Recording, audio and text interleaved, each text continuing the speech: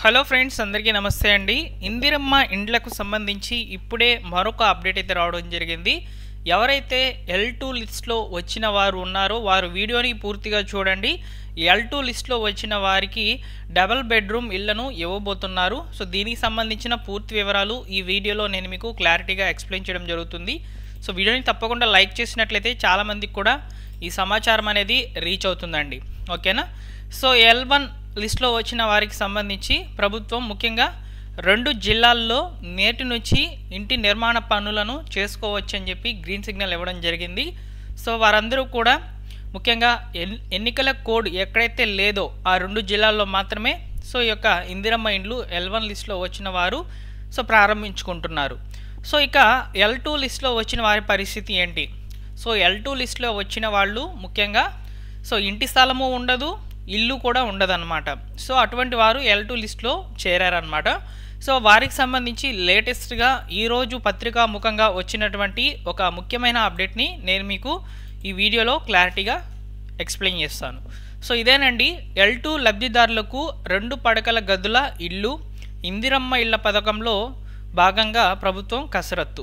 So దీనికి సంబంధించిన పూర్తి వివరాలు ఒకసారి క్లియర్గా అయితే చూద్దాం. సో గత ప్రభుత్వం నిర్మించి కేటాయించినటువంటి 2 పడక గదుల ఇళ్లను ఇందిరమ్మ ఇళ్ల పథకంలో భాగంగా L2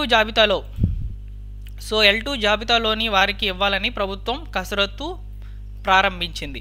సో రాష్ట్ర ప్రభుత్వము నిర్వహించిన ప్రజా పాలనలో వచ్చిన దరఖాస్తులపై ఇందిరమ్మ ఇళ్ల యాప్ ద్వారా సర్వే నిర్వహించారు. సో ఇటీవల నిర్వహించినటువంటి ఇంటింటి కొలగణ సర్వేతో ఈ సర్వేను సరిపోల్చుకొని ప్రభుత్వము ఇందిరమ్మ ఇళ్ల జాబితాను L1, L2, L3గా విభజించింది.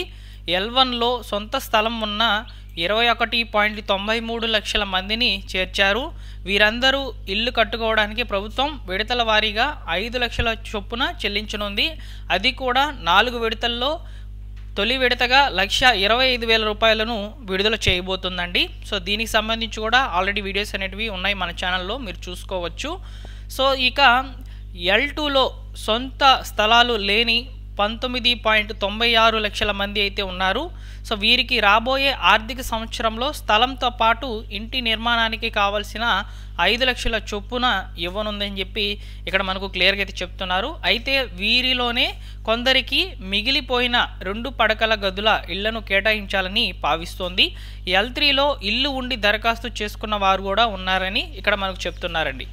సో అయితే ఇక్కడ మీరు క్లియర్గా చూసుకున్నట్లయితే మిగిలినవి కేటాయించాలని సో గత ప్రభుత్వము 10 ఏళ్లలో 2.36 లక్షల 2 పడక గదుల ఇళ్లను మంజూరు చేసింది. ఇందులో 1.58 లక్షల ఇళ్లను పూర్తి చేసింది. వీటిలోనూ 1,36,000 ఇళ్లను పంపిణీ చేసిందని చెప్పి లెక్కలైతే చెప్తున్నారు. మిగతావి అలానే ఉన్నాయి. మరికొన్ని వివిధ నిర్మాణ దశల్లో అయితే ఉన్నాయి.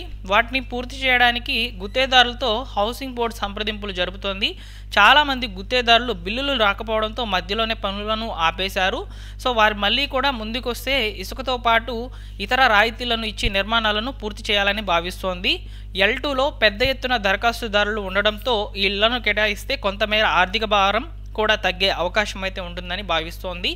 ఇందులో భాగంగా నియోజకవర్గాల వారీగా మధ్యలో ఆగిపోయి పూర్తయిన ఇళ్ల సమాచారాన్ని సేకరించింది.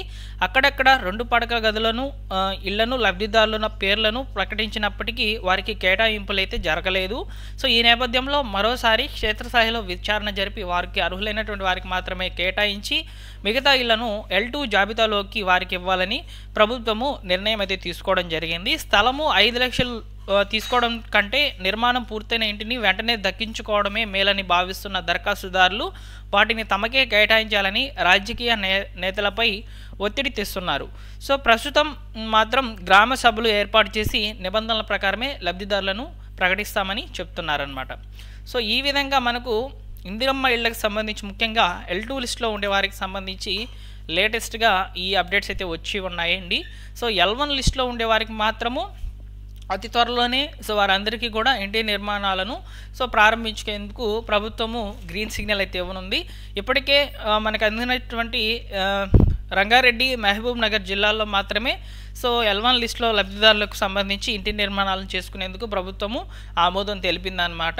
సో అయితే ఇప్పుడు ప్రజెంట్ ఎలక్షన్ కోడ్ అనేది ఉందండి. సో అందువల్ల పూర్తి స్థాయిలో L1 లిస్టులో వారికి మాత్రమే సో ఇంటి నిర్మాణ పనులకు సంబంధించి ప్రభుత్వము ఇంకా ఆర్డర్స్ అనేటివి పాస్ చేయలేదు. సో నేను మీకు ఇందిరమ్మ ఇండ్లకు సంబంధించి వచ్చేటువంటి లేటెస్ట్ అప్డేట్స్ అన్నింటినీ కూడా తెలియచేయడం జరుగుతుంది. సో ఇలాంటి అప్డేట్స్ కొరకు మన ఛానల్ని రెగ్యులర్గా ఫాలో అవుతుండండి, సబ్స్క్రైబ్ చేసుకొని, ఓకేనా. సో ఏమైనా అప్డేట్స్ వచ్చినప్పుడు తెలియజేస్తానండి. సో నేను మీ నుంచి ఈ వీడియోకి ఒక 100 లైక్స్ అయితే ఎక్స్పెక్ట్ చేస్తున్నాను. తప్పకుండా లైక్ చేసి సపోర్ట్ చేయండి.